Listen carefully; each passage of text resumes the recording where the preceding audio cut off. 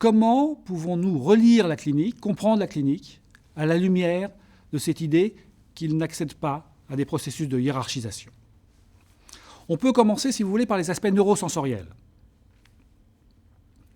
On sait, de très nombreuses études de laboratoire, mais assez pas si compliquées à mener, mais pas si compliquées que ça à mener, ont montré que les personnes autistes avaient un grain d'analyse plus fin que nous. Ils percevaient mieux les détails. Ils étaient sensibles à des différences de fréquences sonores auxquelles on n'est pas sensible. J'ai un enfant qui demande à son père d'empêcher les chauves-souris de crier. Il perçoit les cris des chauves-souris. Ils sont sensibles à des odeurs, à des textures, à des goûts, avec un grain d'analyse beaucoup plus fin que nous. Du point de vue développemental, je vais m'appuyer sur les études qui ont été faites sur la discrimination des phonèmes, études qui ont été menées par de Boisson-Bardy, Bénédicte de Boisson-Bardy, il y a déjà presque 30 ans. Elle a montré qu'un bébé à la naissance était capable de discriminer toutes les phonèmes de toutes les langues du monde. Après tout, c'est bien fichu, on ne sait pas où on va atterrir, on est équipé. À l'âge de 6 mois, 1 an, ce même bébé ne fera plus la différence entre les phonèmes de la langue maternelle, qui n'est pas nécessairement la langue de maman. Chez les enfants diplomates français à Londres, la discrimination phonémique portait sur l'indo-pakistanais parce que la nounou était indo-pakistanaise. Ça veut dire quoi d'un point de vue développemental? Ça veut dire que je nais avec des capacités d'analyse auditive vachement sophistiquées et que je réduis ces capacités à la lumière du contexte. À la lumière du contexte. Pour traiter le contexte, il faut pouvoir hiérarchiser les informations. Je vais revenir un peu plus loin dans des explications plus fines de cette idée. Ils n'arrivent pas, ils gardent ce grain d'analyse très fin.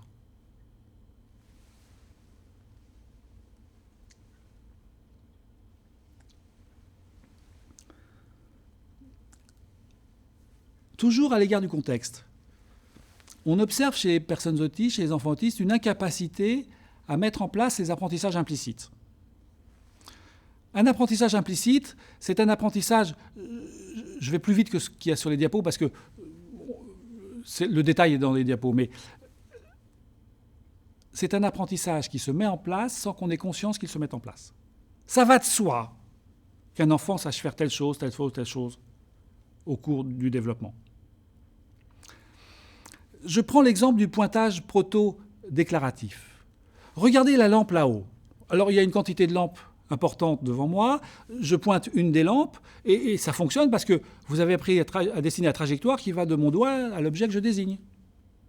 Aucun d'entre nous n'avons eu conscience à apprendre à dessiner des trajectoires. Ça se fait tout seul. Ça se fait tout seul comment ? Je suis un petit bébé de 6-8 mois de vie, on vient de prendre le biberon avec maman, c'est un moment sympathique et fécond d'échange. Ça rigole. Maman regarde une scène à l'extérieur. Moi, petit bébé, je regarde ce que regarde maman. Il y a plein d'informations qui sont traitées à ce moment-là par le cerveau du petit bébé, si je peux dire ça comme ça. Toutes les informations intéressantes, contextuelles. Je suis dans les bras de maman, on vient de prendre le biberon, il fait jour, il fait nuit, elle regarde un autobus ou un vélo. Mais il y a des informations qui sont également traitées, qui ne surgissent pas au champ de la conscience parce qu'elles n'ont pas d'intérêt à ce moment-là. Je peux peut-être dessiner une trajectoire. Un quart d'heure plus tard, je suis dans les bras de papa, le même type de scène se déroule, toutes les informations intéressantes, contextuelles sont différentes. Mais cette information, je peux peut-être dessiner une trajectoire, va être prise à l'identique. Et la répétition dans la vie quotidienne de situations dans lesquelles je peux peut-être dessiner une trajectoire va intervenir, fait qu'à un moment donné, par effet un peu de vase communicant, ça va surgir au champ de la conscience. La hiérarchisation faite par la répétition et par le fait que les éléments contextuels sont, par effet de répétition, moins intéressants, bascule, fait que cette information va surgir dans la conscience, et à partir de ce moment-là, on sait dessiner une trajectoire. Conséquence avec un enfant autiste. Je suis au bord de la rade de Brest et il y a 3 bateaux. Regarde le bateau là-bas. Sur ma seule désignation, il ne sait pas de quel bateau je parle. Il faut que je précise. Celui de gauche, celui de droite, celui avec les voiles jaunes, bleues ou vertes. Si je me mets derrière lui et que je vise, il voit très bien de quel bateau je parle. Qu'est-ce que j'ai fait ? J'ai rendu explicite ce qui auparavant était implicite. Il y a énormément de choses implicites. Et donc, il va falloir apprendre énormément de choses à ces enfants en les rendant explicites.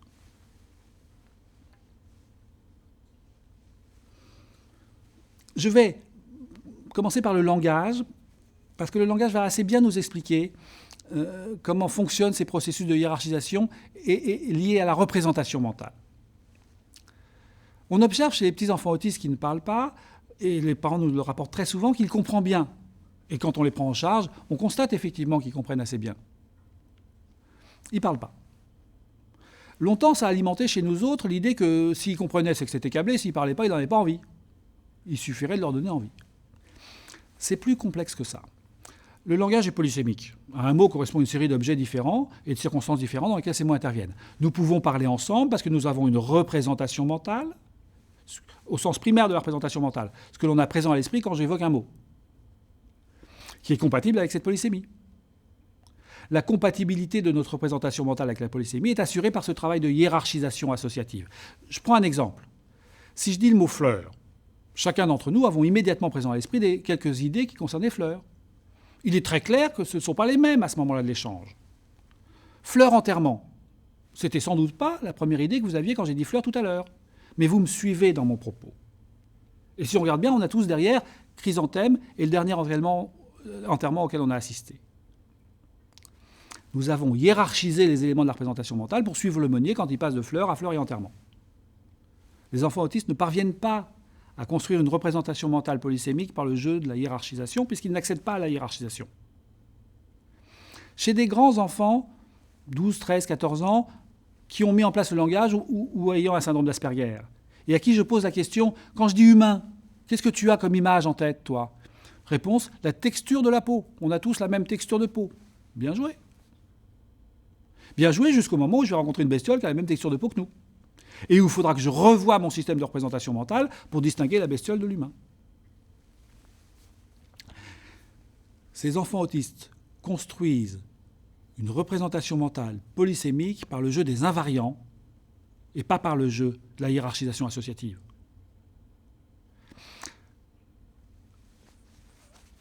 J'ai la chance de travailler avec Valérie Caron qui fera un exposé sur ces prises en charge. Et vous verrez très bien, on comprendra très bien à ce moment-là pourquoi les outils qu'on utilise pour mettre en place le langage chez ces enfants s'appuient bien, répondent bien à cette nécessité-là. Haute nécessité, apprentissage implicite, à quoi sert le langage ? À communiquer, vous me direz, mais on l'a pas. On n'est pas né en sachant que le langage servait à communiquer. On l'a appris d'une façon implicite, il va falloir le leur apprendre. Et donc il va falloir introduire des intermédiaires quand ils ne parlent pas du tout, qui vont montrer qu'on peut avoir un intermédiaire à la demande. Quand j'ai besoin d'un gâteau, je n'ai pas besoin de mettre la table, la chaise et de grimper là-dessus. Je peux prendre une image, la donner à maman sur laquelle il y a le gâteau, et maman me donne le gâteau. Il y a un intermédiaire à la demande.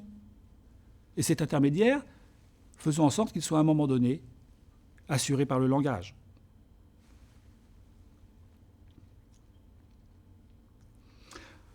De la même façon, les catégories naturelles.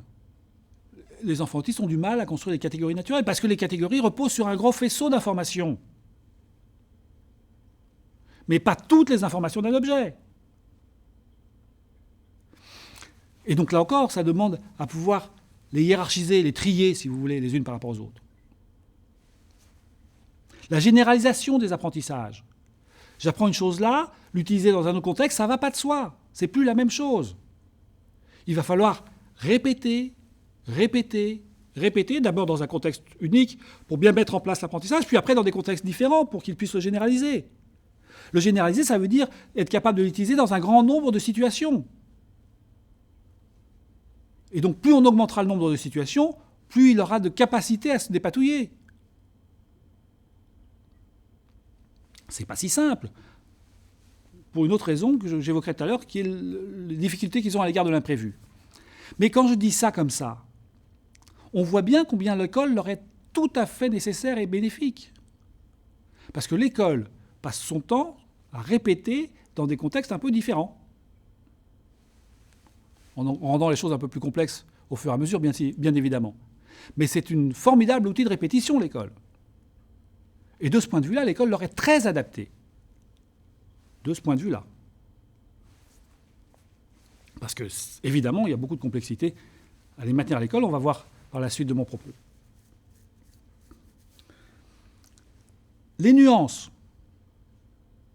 Les nuances dépendent du contexte. On a rendez-vous dans environ un quart d'heure. C'est quoi environ? Ça va dépendre de ce qu'on fait. Si on prend un train, c'est avant. Si on va boire un verre avec des copains, ça n'a pas beaucoup d'importance que ce soit juste avant, juste après. Donc les nuances dépendent du contexte. Donc ils ont la plus grande difficulté du monde à construire les nuances. J'en reviens sur ce que je disais tout à l'heure dans la première partie de mon propos sur la perception des émotions. Sur une émotion, pour être traitée, doit être nuancée.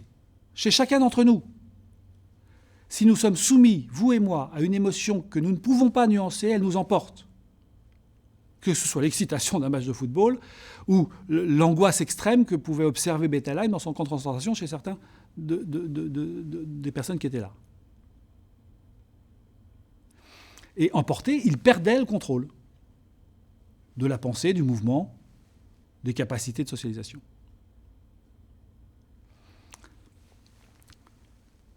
Si je ne peux pas nuancer les émotions, toute émotion va faire effraction, toute émotion va m'emporter. Et on observe chez les enfants autistes des mouvements, des pertes du contrôle, du mouvement notamment, par les stéréotypies motrices qu'on observe, pour des fortes émotions comme pour de faibles émotions, pour de angoisse ou excitation. Attention cependant à ne pas l'interpréter d'une façon excessive. Si j'observe un enfant que je mets dans une situation désagréable et que ce désagrément me semble tel qu'en tous les cas j'observe des mouvements stéréotypés, comment je vais réussir à penser comment cet enfant ressent l'émotion? Par empathie.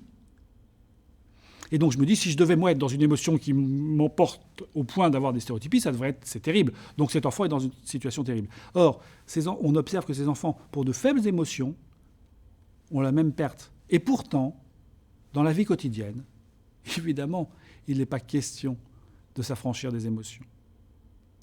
Et donc il va falloir mettre le curseur au bon endroit pour savoir ce qu'on leur fait subir, on les amène à vivre, et ce qui est impossible.